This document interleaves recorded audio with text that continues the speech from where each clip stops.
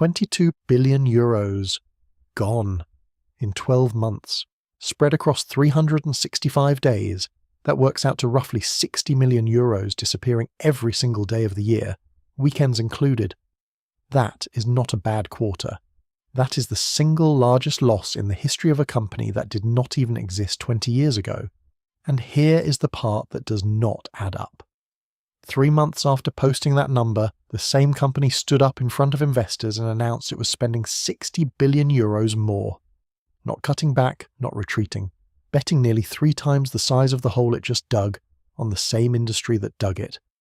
This is Stellantis, the parent company of Jeep, Ram, Peugeot, Fiat, Chrysler, Dodge, Alfa Romeo, Maserati, and 10 other brands you've probably driven, rented, or seen breaking down on the side of a highway.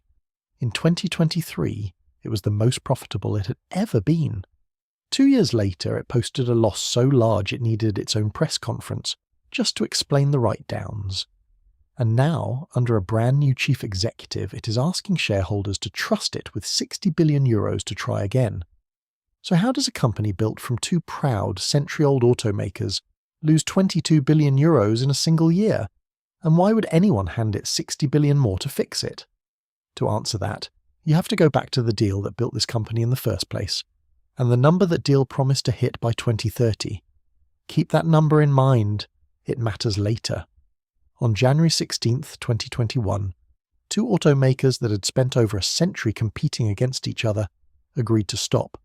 Fiat Chrysler, the American-Italian giant behind Jeep, Ram and Dodge, merged with France's PSA Group, the maker of Peugeot and Citroën.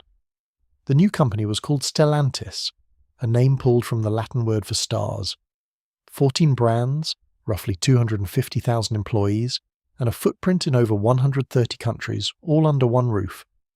Overnight, it became the 4th largest automaker on Earth by volume. Carlos Tavares, the man who had chaired PSA, took the wheel as CEO.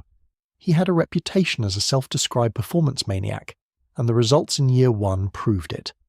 Stellantis posted €13.4 billion in profit in 2021, nearly triple what the 2 companies had managed apart the year before, on net revenues of €152 billion. The merger itself had been sold to shareholders on a promise of roughly $6 billion a year in cost savings once the 2 companies were fully combined. According to Stellantis' own numbers, the company was already exceeding those synergy targets years ahead of schedule. Then it got better. In 2022, net revenues hit €179.6 billion. Profit climbed to €16.8 billion. Then, in 2023, Stellantis had its best year ever. Revenue reached €189.5 billion. Net profit hit €18.6 billion.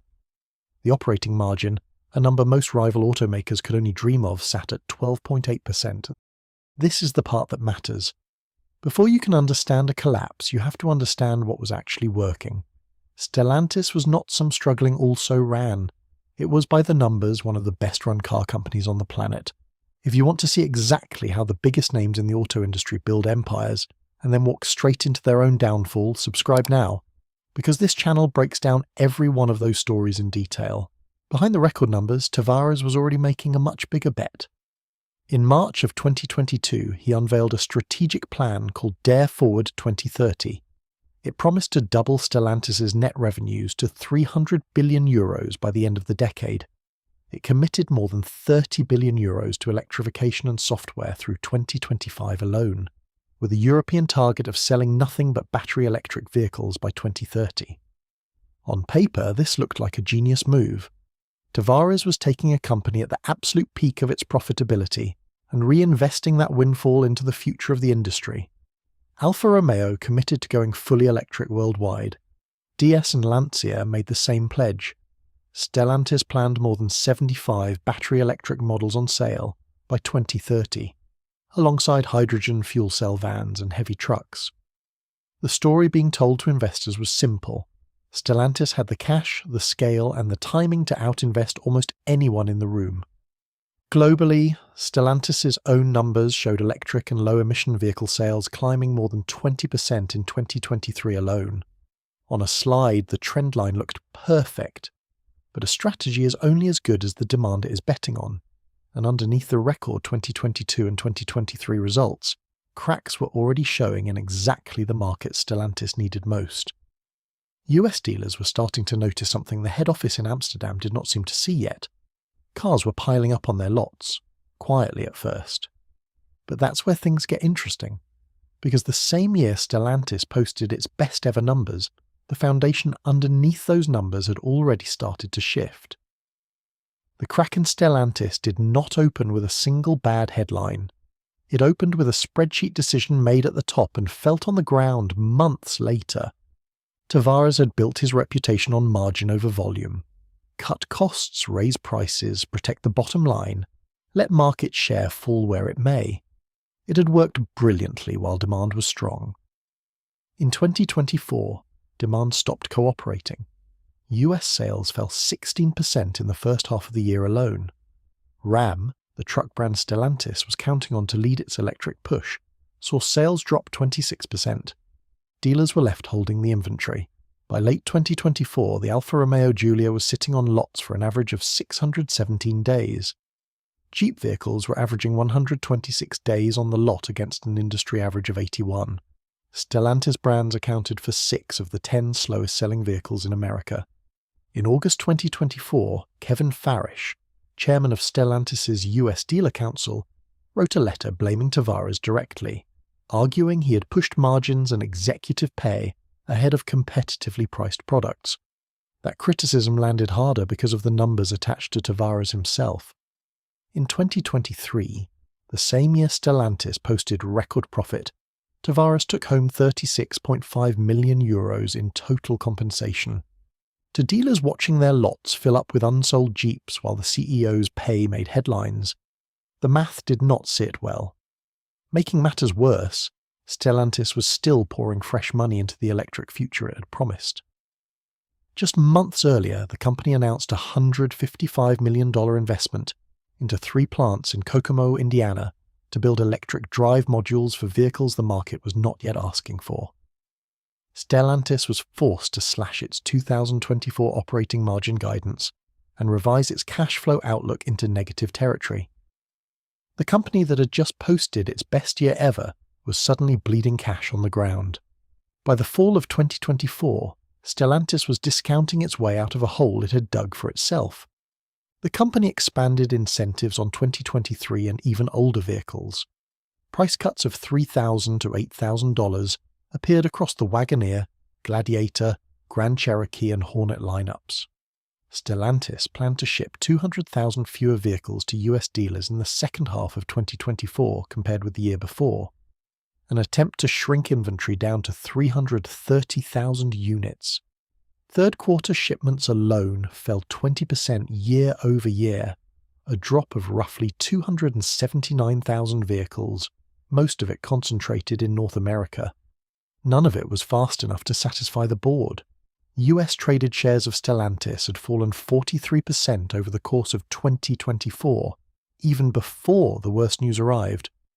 Compare that to General Motors, up 55% in the same period, and Ford down a comparatively mild 9%. Stellantis was underperforming its own industry, in a category by itself. Then came the moment everything had been building toward.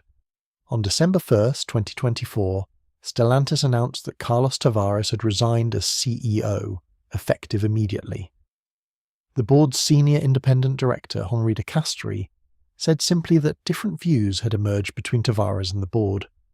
The United Auto Workers Union was far less diplomatic, calling it a step in the right direction for a company that had been mismanaged for too long. The architect of Stellantis, the man who had engineered the merger and delivered 3 straight years of record profit, was gone. Not fired outright. Not exactly retiring on his own terms either. Just gone, with no permanent successor named, and a company in the middle of its worst sales collapse in years left to run itself by committee. That wasn't the only problem. Stellantis still had to figure out what to do with the electric vehicles it had already promised the world. For 6 months, Stellantis had no permanent CEO. An interim committee chaired by John Elkann held the wheel while the board searched for a replacement, and the problems Tavares left behind did not wait around for someone to fix them. Early in 2025, new tariffs from the Trump administration hit the auto industry, and Stellantis was more exposed than almost anyone. Roughly 40% of the vehicles Stellantis sold in the United States were manufactured outside the country, which meant tariffs landed directly on the company's largest and most important market. First quarter revenue fell 14% year-over-year. Stellantis suspended its full-year guidance entirely, unable to say with any confidence what the rest of 2025 would look like.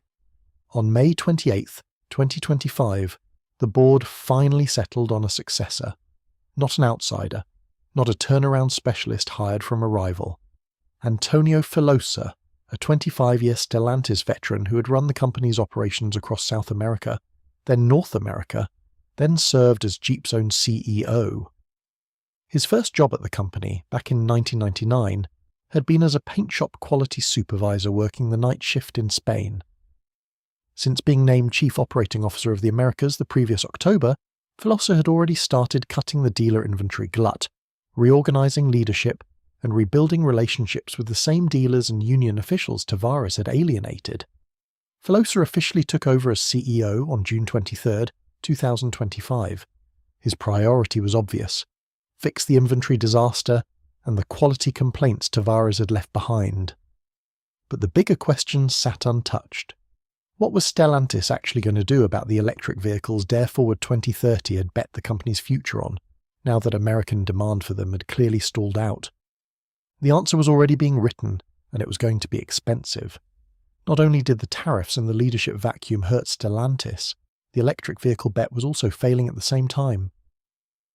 The Ram 1500 REV, the fully electric pickup Stellantis had first announced back in 2021 to rival Ford's F-150 Lightning, had already been delayed twice, from 2024 to 2025 to 2026. In September 2025, under Filosa, Stellantis killed it outright. As demand for full-size battery electric trucks slows in North America, Stellantis is reassessing its product strategy, the company said, and replaced the fully electric truck with a gas-assisted hybrid instead. The Dodge Charger Daytona, Stellantis' flagship electric muscle car, was faring little better, sitting on lots with steep discounts and lukewarm reviews. Jeep's own electric Wagoneer S was pulled from the 2026 model year entirely, not due back until 2027. Stellantis' European chief had already admitted at the Munich Motor Show that the all-electric by 2030 target was dead, blaming slow charging infrastructure and adoption rates that never matched the forecast. The bigger problem wasn't the individual vehicles. It was the money already spent building factories, batteries and platforms for a demand curve that had not shown up on schedule. On February 6, 2026, Stellantis warned investors that it would take €25.4 billion in exceptional charges tied to resetting its EV strategy, quality provisions and workforce reductions across Europe. €22.2 billion of that hit in the second half of 2025 alone. This brings us back to that number from Dare Forward 2030. €300 billion in revenue by 2030 was the promise. On February 26, 2026, Stellantis confirmed its actual 2025 net revenue, €153.5 billion. Not double what it started with, barely half of what it once promised, and lower than the $189.5 billion it had already booked back in 2023. And this is where the story gets stranger. The revenue miss was not even the headline number investors were bracing for. On February 26, 2026, Stellantis confirmed the worst year in its 5-year history. A net loss of €22.3 billion, the first annual loss the company had ever reported. Adjusted operating loss of €842 million, a negative 0.5% margin, on a company that posted a 12.8% margin just 2 years earlier. The dividend was suspended entirely.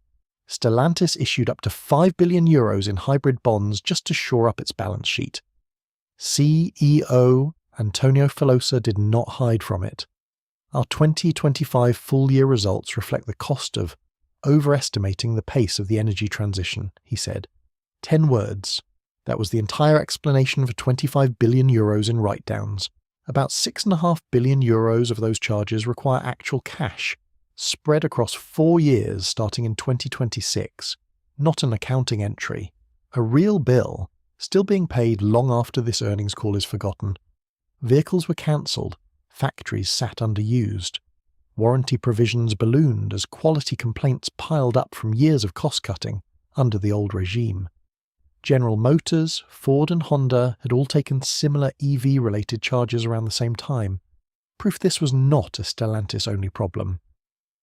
But no rival automaker's number came close to €22 billion. By some measures, it ranked as the second largest annual loss ever recorded by any French company in any industry. Stellantis had built the fourth largest car company on Earth. In 1 year, it erased more value than most automakers are worth entirely.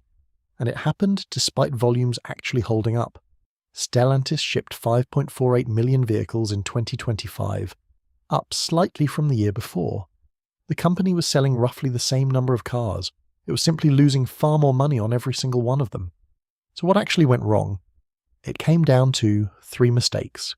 First, Stellantis bet tens of billions of euros on a demand curve for electric vehicles that simply did not arrive on schedule, then kept building toward it long after the warning sign showed up on US dealer lots. Second, under Tavares, the company chased margin over relationships, alienating the dealers and workers who actually moved product, while executive pay kept climbing as inventory piled up unsold. Third, 14 brands sharing platforms and engineering to save money slowly eroded the very identity that made customers choose a Jeep over a Peugeot in the first place. Less than 3 months after confirming that €22 billion loss, Filosa unveiled the answer. FaSTLAne 2030, a €60 billion, 5-year plan. 24 billion goes towards shared platforms, powertrains and technology. 36 billion goes directly into products and brands, 60% of it aimed at North America. Stellantis is narrowing its focus to 4 core global brands, Jeep, Ram, Peugeot and Fiat, while folding smaller nameplates like DS and Lancia under bigger siblings. More than 60 new vehicles and 50 refreshed models are coming by 2030. Alongside new partnerships with companies like Jaguar Land Rover, Leap Motor and Dongfeng. The target is positive free cash flow by 2027 and €6 billion in annual cost savings by 2028. FaSTLAne 2030 is the result of months of disciplined work across the company, Filosa told investors, designed to drive long-term profitable growth. Markets were not entirely convinced. Stellantis shares wobbled on the day of the announcement, and analysts openly questioned whether a plan built by the same institution that produced Dare Forward 2030 could really behave differently the second time around. It is, in almost every way, the same bet Stellantis made in 2022. Spend big, promise a turnaround, ask investors to be patient. The only difference this time is the company has already shown investors exactly what happens when that bet goes wrong. Stellantis is not the only legacy giant trying to buy its way back into a generation of customers it already lost.